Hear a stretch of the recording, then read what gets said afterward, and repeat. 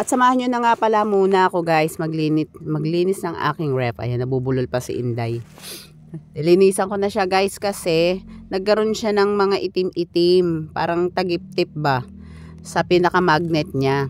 Kaya nilagyan ko siya ng baking soda at saka suka. Pinaghalo ko yung dalawa na yon. At ayan, nilagyan ko na siya ng nilagay ko na nga dun sa At grabe guys, effective siya, sobra. Paglagay ko pa lang nung baking soda at saka nung sukang pinaghalo, ayan, natanggal na yung grabe ang itim niya. Kaso hindi nga lang siya talagang natanggal ng sobra, pero pumuti siya. Kasi grabe na yung sa may dito sa may baba, yung sa may pintuan dyan sa may baba. Ayan. Ayan yung sa may ibabaw. Grabe na yung niya. Yung itim. Na naman siya, natanggal din yung iba. Pero parang mas madikit yung may mas madikit pa talaga. Kaya hindi ko na siya natanggal.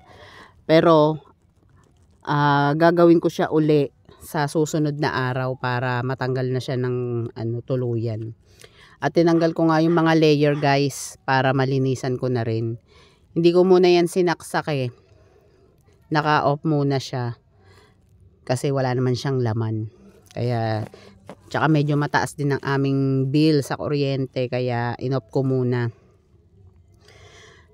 At huwag nyo na nga palang pansinin yung aking tiyan dyan ha. Kasi medyo na malaki na yung tiyan natin. Huwag nyo nang pansinin. Nilinisan ko yung mga layer niya.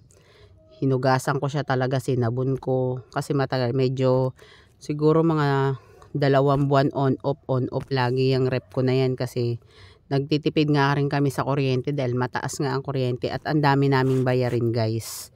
Sa totoo lang. Kaya kailangan din namin maghigpit ng sinturon. Ayan. Ayan natanggal din siya kaso may mga mancha na rin siya talaga.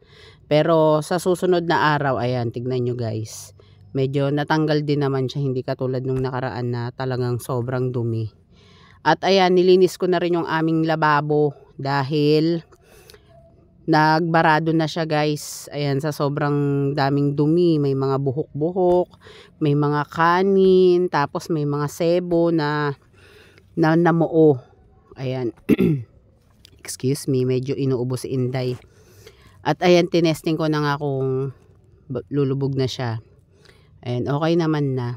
Pero kailangan ko pa rin linisan yung gilid. Yung mga gilid nung pinaka niya, tube. Tube ba tawag dun? O, yun na yun. Basta yun na yun guys. At ayan, tignan nyo, grabe yung itim ng tubig, diba?